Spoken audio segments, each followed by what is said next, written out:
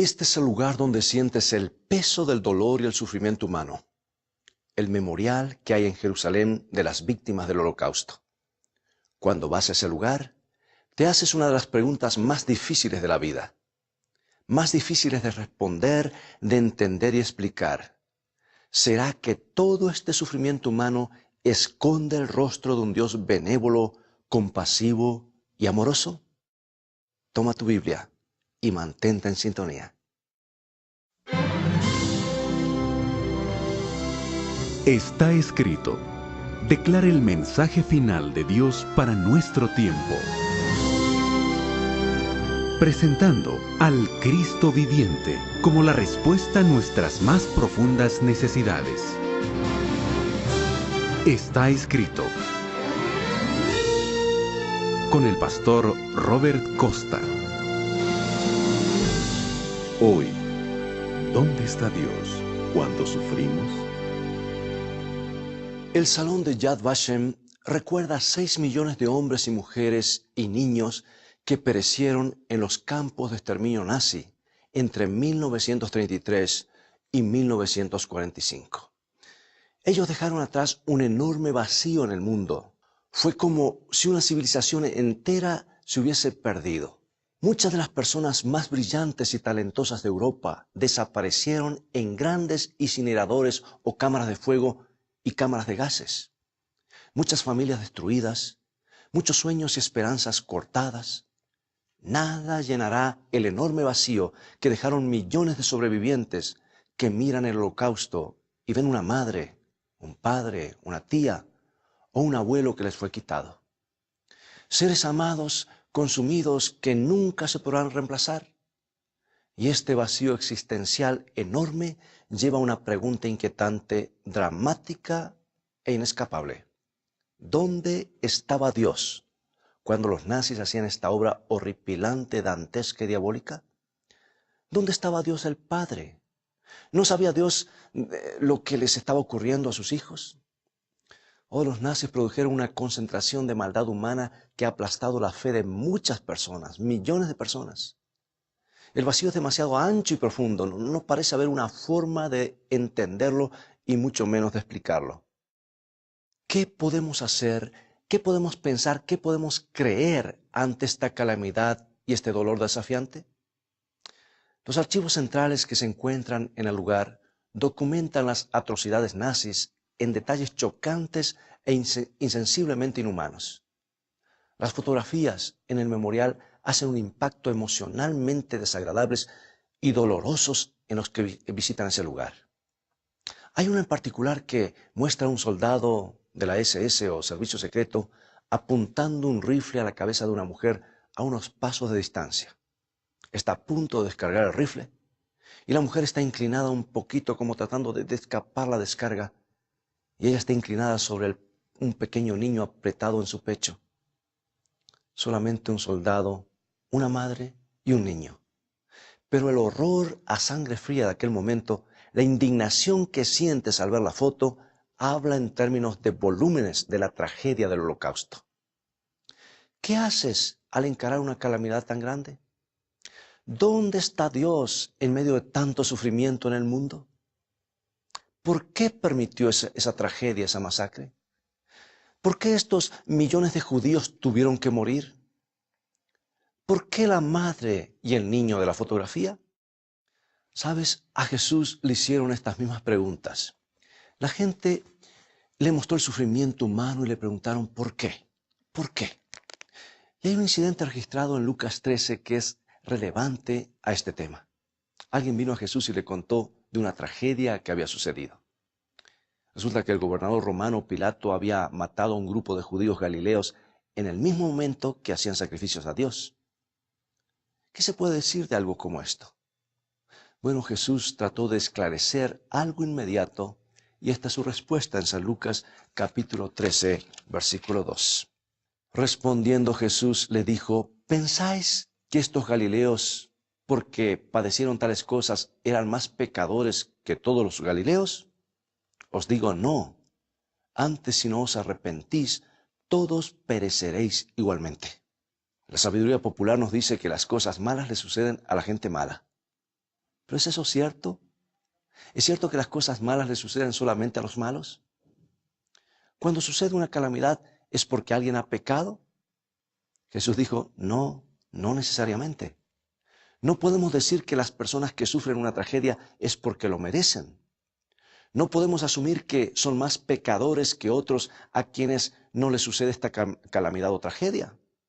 Todos somos pecadores y por lo tanto todos, sin excepción, necesitamos redención y salvación. Y esa es la única manera en que podemos evadir la calamidad final de la muerte eterna. En otra ocasión, Jesús pasó cerca de un hombre que había nacido ciego y los discípulos le preguntaron, Rabí, ¿quién pecó, este o sus padres? Y ellos pensaban que tenía una razón para esta tragedia, una razón que explicara por qué este hombre nunca vio la luz del día. Pero Jesús contestó con las palabras que encontramos en San Juan capítulo 9, versículo 3. Respondió Jesús, no es que pecó éste ni sus padres, sino para que las obras de Dios se manifiesten en él. Jesús estaba diciendo que el porqué del sufrimiento humano no se puede interpretar, entender o explicar en una forma fácil. La tragedia de cada persona no es el resultado de algún pecado específico. Hay personas que están diciendo continuamente, ¿por qué, Dios mío, esto me tiene que pasar a mí? ¿Por qué mi hijo querido nació con esta deformidad? ¿Por qué mi esposo me dejó? ¿Por qué mi hijo murió en un accidente automovilístico? ¿Por qué mi vecino murió de cáncer? ¿Por qué? ¿Por qué? Mientras el dolor nos lastima o lastima a nuestros seres queridos, siempre nos preguntamos, ¿por qué? ¿Sabes? La Biblia no contesta la pregunta del por qué, pero nos dice del quién. El mundo entero sufre la tragedia de la separación de Dios. El mundo entero está destrozado por el pecado. En verdad que a veces nosotros mismos no buscamos nuestros dolores y pesares, pero no podemos señalar a otros diciendo que las cosas malas solo le suceden a los malos. No podemos quejarnos y decir que las víctimas del Holocausto fueron personas peores que el resto de nosotros. No. ¿Pero qué podemos decir? ¿Cómo podemos responder al sufrimiento humano, a este enorme vacío que el dolor ha creado en nosotros? Bien, Jesús enfocó su atención a lo que Dios puede hacer como resultado de la tragedia. Y mirando al ciego, dijo que Dios podía intervenir, que Dios podía hacer algo maravilloso. Dios podía desplegar las obras del bien y sacar lo bueno de lo malo. Jesús no nos da las respuestas específicas a los por qué del sufrimiento humano. No sabemos por qué esa casa familiar se quemó hasta los cimientos. No sabemos por qué esa madre amorosa desarrolló cáncer. No sabemos por qué esos muchachos murieron en un accidente automovilístico. No poseemos razones específicas. ¿Sabes? Yo no creo que haya alguien que pueda contestar estas preguntas ahora mismo. Son grandes interrogantes que nos inquietan. Pero después sí nos da una respuesta categórica a la pregunta, ¿dónde está Dios cuando sufrimos? Tenemos una respuesta específica al quién del sufrimiento. Y déjame decirte cuál es. En el memorial israelita de Yad Vashem, en la colina del recuerdo, se han levantado varias estatuas. Son una expresión poderosa de la agonía y el dolor humano. ¿Qué estaban tratando de decir los escultores de las mismas? Yo creo que estaban diciendo algo muy importante. Estaban tratando de decir, yo siento contigo o por ti, yo siento algo de la tragedia que ustedes sufrieron. Las víctimas del Holocausto se sentían muy aisladas en esos campos de concentración. Fue una experiencia tan horrible que va más allá de la comprensión humana. ¿Habrá alguien capaz de captar y entender por lo que ellos pasaron?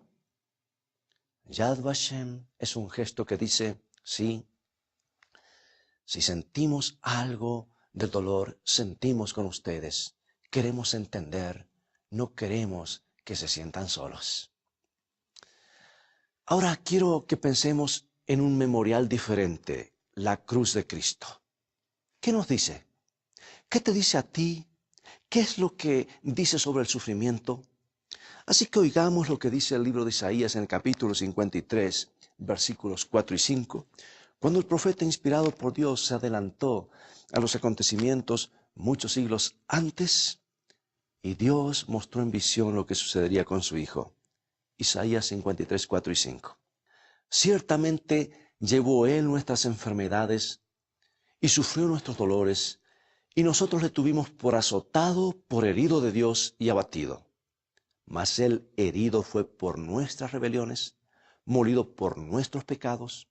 El castigo de nuestra paz fue sobre Él, y por su llaga fuimos nosotros curados. En la cruz, Jesús tomó nuestras tristezas, nuestros más grandes pesares. Él tomó sobre sí el sufrimiento humano. Él llevó en su cuerpo las consecuencias del pecado del mundo. Por eso es que Él nos puede salvar. Pero también es por eso que Él nos comprende completamente de manera total. Jesús nos ofrece más que simpatía humana en nuestro dolor. Él está con nosotros sufriendo, está todo el tiempo con nosotros mientras sufrimos. Él siente todo lo que sentimos y sabes, con mayor intensidad. Y cuando Él dice, tú no estás solo, no estás sola, es porque Él ha estado allí donde duele. Él pasó por ese camino primero. Así que la respuesta a la pregunta, ¿dónde está Dios cuando sufrimos? Es esta. Dios está allí en nuestro sufrimiento. Él no está lejos. Él no está a la distancia. Él está con nosotros. Cristo sufrió más de lo que ningún ser humano sufrió o sufrirá jamás.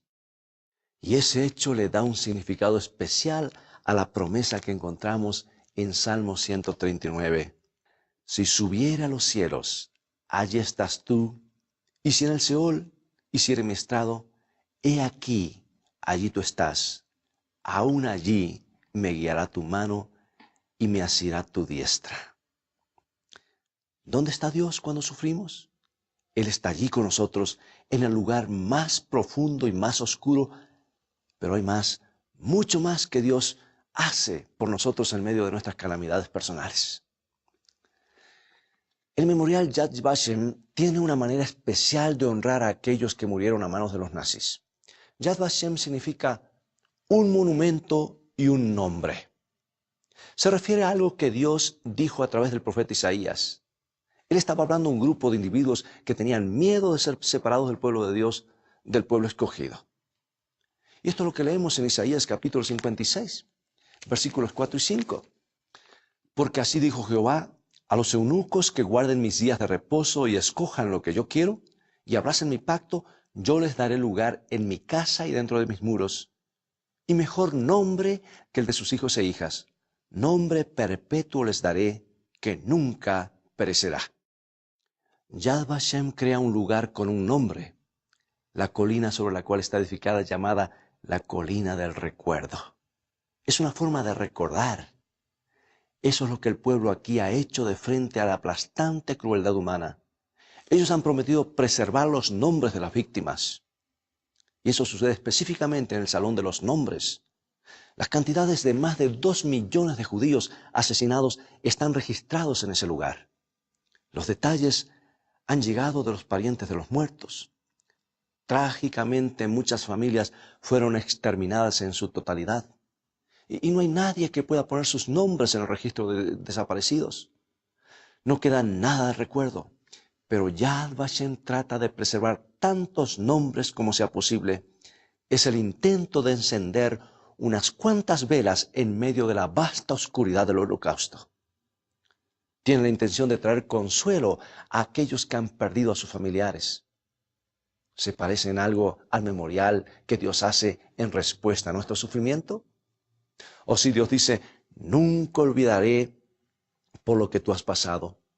Yo siempre lo voy a recordar y yo preservaré tu identidad. Y en Isaías capítulo 49, Él describe un tiempo cuando el pueblo de Israel atravesó por calamidades y temió que el Señor los olvidó y los abandonó. Y esta es la respuesta de Dios dada por el profeta Isaías, en el capítulo 49, versículo 15 en adelante. ¿Se olvidará la mujer de lo que dio a luz para dejar de compadecerse del hijo de su vientre? Aunque olvide ella, yo nunca me olvidaré de ti. He aquí que en las palmas de las manos te tengo esculpida, delante de mí están siempre tus muros. ¿Qué es lo que sugiere este bello pasaje? Lo que dice es que en un sentido los nombres de los seguidores de Dios están escritos en las palmas de sus manos y Él nunca los olvidará.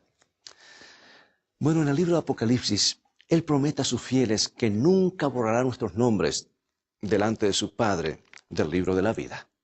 Apocalipsis 3:5. El que venciere será vestido de vestiduras blancas y no borraré su nombre del libro de la vida y confesaré su nombre delante de mi Padre y delante de sus ángeles. Así es como Dios nos consuela nuestros sufrimientos. Él dice, nunca te olvidaré. Te preservaré. Preservaré tu identidad a través de la prueba y el dolor. Tu nombre está escrito en la palma de mi mano. Es por eso que Él es llamado el Dios de toda consolación. Es por eso que Él nos puede ver pasando a través de las más oscuras calamidades. Una creyente rusa de 24 años llamada Luba se encontró con una gran necesidad de consuelo en 1983. Ella fue sentenciada a un campo de trabajo forzado en el espantoso Gulag soviético. Era un mundo duro y brutal, tan diferente a la vida idealista que esta joven atractiva había conocido. Había caído ahora en una tundra de dolor y sufrimiento humano. Así que Luba le pidió a Dios que estuviera con ella. Específicamente le pidió que la ayudara a encontrar otra persona cristiana en la prisión. Unos días después le presentaron a María, una mujer de más edad que ella, que compartiría en el lugar su gran amor por Jesús. Pronto las dos se reunían en el patio de la prisión y estuvieron compartiendo posesiones de las Santas Escrituras, orando juntas, algunas veces cantando bien bajito. Ellas se las arreglaron a conducir servicios de adoración en aquel lugar. Y cuando una de ellas recibía una carta, la leían juntas, regocijándose sobre cada pedacito de buenas nuevas que sus amados les enviaban. Luba y María compartían un compañerismo cristiano en el Gulag, que era como un pequeño cielo en la prisión. Pero entonces llegó el día en que María fue liberada, y la joven Luba se encontró a sí misma en soledad. Ella sintió enteramente la ausencia de su amiga de fe. Pero entonces comenzó a hablar de Dios en el patio de la prisión, yendo y viniendo del trabajo, y comenzó a sentir la presencia de Dios más intensamente que antes. Dios estaba allí con ella. Así es como Luba lo explicó después de estar 3 años en la prisión. Ella dijo, yo hablaba con el Señor todo el tiempo en mi corazón y pensé que qué bueno es estar con el Señor. Tan fácil y libremente, aún aquí en la prisión. No hay palabras para expresar y describir lo que experimenté. El Señor está tan cerca en tales circunstancias. Sí, queridos amigos, Dios estuvo cerca de Luba en esas circunstancias. Por eso nos preguntamos, ¿dónde está Dios cuando sufrimos? Oh, Él está cerca para darnos consuelo. Él está con nosotros para ayudarnos a pasar la prueba. Y cuando Jesús estuvo en esta tierra, Él pasó la mayor parte del tiempo aliviando el sufrimiento humano, sanando a los enfermos, los mutilados y los perturbadores emocionalmente, aquellos que estaban con problemas mentales. Él sigue haciendo lo mismo hoy. En el memorial de Yad Vashem, cada algarrobo plantado en ese terreno lleva el nombre de alguien que ayudó a los judíos durante el régimen nazi.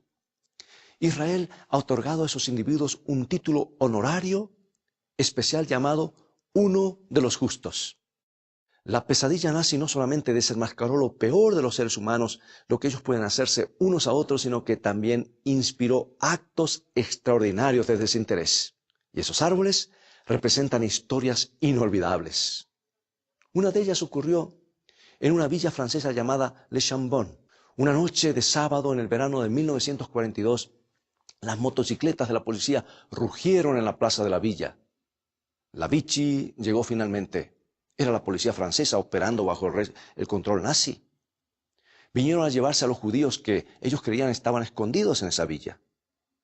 La policía interrogó a su pastor llamado André Trom. Ellos demandaron que entregara los nombres y direcciones de los judíos en el vecindario. Y el pastor contestó que no sabía de ninguno de esos nombres Y realmente estaba diciendo la verdad. La gente que le estaba escondiendo tenían tarjetas de identidad falsas. El pastor dijo que no era el trabajo del pastor traicionar a sus ovejas. Así que el jefe de policía lanzó amenazas, hizo amenazas a voz en cuello y le dijo al pastor Trump que la resistencia era en vano y lo dejó. Inmediatamente se fue a su casa y apresurado llamó a la clase de Biblia de líderes jóvenes que había organizado. Estos hermanos eran la clave de su obra de salvación soterrada. Él los envió a las casas de las fincas donde los judíos se escondían. Advirtieron a los judíos a huir a los bosques durante la noche. Los bichi los iban a buscar casa por casa. Resultó que el próximo día era domingo y la iglesia del pastor Trump estaba llena con los ciudadanos de Le Chambon. La atmósfera estaba tensa, la gente estaba nerviosa y preocupada y también ansiosa. Ellos preguntaban, ¿qué les harían la bichi por darle asilo a los judíos que escondían? Vinieron a adorar, a ganar fuerzas de su Dios. Cantaron himnos y mientras cantaban la policía conducía una inspección casa por casa. Entonces el pastor se puso de pie para dar su sermón. Él le dijo a su rebaño que era importante obedecer a Dios antes que a los hombres. Les dijo que la autoridad humana, cuando desafía la ley de Dios, no tiene justificación sobre ellos. Les recordó las palabras de Pedro en el libro de Hechos, en el 5º capítulo, que dice, es menester obedecer a Dios antes que a los hombres. Los llevó de vuelta a la historia de los discípulos que desafiaron la autoridad de César, y entonces les recordó en lo que su aldea se había vuelto, una ciudad de refugio. El pastor Trump había leído de tales ciudades en el libro de Deuteronomio. Dios ordenó que ciertas ciudades de refugio fueran establecidas en Israel. Si alguien era condenado a muerte, por ejemplo, sería el caso, que el caso no había sido probado, el acusado podía huir a una ciudad de refugio. Estos eran lugares donde un individuo acusado de un crimen podía huir hasta que llegue el día del juicio. Eran lugares donde los que buscaban la vergüenza no podían entrar. Los inocentes eran protegidos. Dios separó esas ciudades, dijo el pastor, no sea que la sangre inocente sea derramada en nuestra tierra. Y el pastor Trump creyó que Le Chambon podía ser uno de esos lugares en medio de la persecución nazi. Y ese pueblo, sentado en los bancos de su iglesia, se levantaron a la altura del desafío. Ellos rehusaron entregar a los judíos a las autoridades. En los días siguientes, la bichi aplicó mayores persecuciones sobre ellos. Querían los nombres de los judíos. Querían descubrir los escondites de ellos. La Gestapo también trató de exterminar a los judíos del territorio. Trataron de acabar con todos ellos. Pero el pueblo de Le Chambon no los entregó. Nunca lo hizo a través del curso de la guerra. Y Le Chambon permaneció como el lugar más seguro para los judíos de todas las ciudades de la Francia ocupada. Verdaderamente fue una ciudad de refugio. Y los ciudadanos de Le Chambon nunca antes se habían distinguido por alguna proeza notable. Era solo gente común que se ganaban el sustento. Nunca pensaron que estaban haciendo algo heroico. Pero en ese tiempo de gran oscuridad fueron inspirados para crear algo bueno y hermoso. Fueron movidos a imitar a su Dios, que crea un lugar de refugio para los que están en peligro. Y ellos lo hicieron con el peligro de sus vidas. Querido amigo y amiga, la obra de Dios es de rescatar seres humanos. Sí, la crueldad humana proyecta una sombra larga. Sí, algunas veces casi que aplasta nuestra fe en Dios. Pero Dios está siempre obrando para sacar bien del mal, modelando una bendición por cada tragedia, tomando el sufrimiento y transformándolo en gozo. De hecho, tenemos sus promesas sobre esta verdad. El apóstol Pablo, el gran apóstol, nos asegura en Romanos capítulo 8, versículo 28 lo siguiente. Y sabemos que a los que aman a Dios, todas las cosas les ayudan a bien. Esto es, a los que conforme a su propósito son llamados. Por lo tanto, ¿dónde está Dios cuando sufrimos? Dios está siempre donde Él convierte el mal en bien. Él está allí con sus hijos. Ahora mismo, No tenemos en este mundo todas las respuestas al porqué del sufrimiento humano, pero podemos hablar de aquel que está en medio del dolor y el sufrimiento. Podemos hablar del que está con nosotros en el dolor y la pena. Y lo sabemos con toda seguridad por lo que Cristo hizo por nosotros. Podemos saber que Dios siente nuestras penas. Podemos saber y estar seguros que Dios nos da consuelo, que Dios alivia nuestro sufrimiento y trae o saca el bien del mal. ¿Por qué? Porque Cristo sufrió, porque Cristo alivia el sufrimiento, porque Cristo le dio significado al sufrimiento. Él lo hizo en la cruz. Él lo hizo en su ministerio en la tierra. Él lo sigue haciendo ahora. Quizás has perdido a un hijo y parece que no hay consuelo para esta pérdida irreparable. Quizás estás luchando con una enfermedad que no se va, que no se cura, o ese cáncer que regresó, o estás con algo que médicamente no hay solución. Quizás tu familia se ha roto en pedazos como un frágil cristal. La gente trata de darte consuelo, de alegrarte con palabras de aliento, pero las palabras parece que caen en el vacío de tu dolor. Ellos no entienden por lo que tú estás pasando. Sabes, estás en lo correcto. Solo hay una persona que te entiende completamente. Solo hay una persona que siente lo que tú sientes. Y ese es Jesucristo. Y Él es el único que te puede ayudar a atravesar tu tiempo de oscuridad. Él es el único que puede hacer que tu sol vuelva a brillar otra vez. Tú puedes empezar este camino mientras oramos. Querido Padre, queremos llegar a ti ahora mismo y mirar a Jesús, el que llevó todas nuestras dolencias en la cruz. Sabes por lo que hemos estado pasando.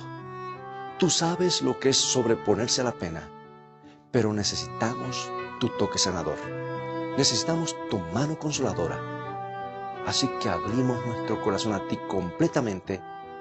Tómanos y haz tu obra en nosotros, porque lo pedimos en el nombre de Jesucristo nuestro Señor. Amén. El tiempo ha pasado rápidamente y ha llegado el momento de despedirnos. Te invito a continuar estudiando los mensajes de esperanza y consuelo de la palabra de Dios. Visítanos si puedes en el sitio de internet estaescrito.tv, donde estaremos actualizando y colocando nuevos materiales con frecuencia, y allí podrás obtener gratis una variedad de estudios bíblicos. Dios te bendiga y recuerda, escrito está, no solo de pan vivirá el hombre, sino de toda palabra que sale de la boca de Dios.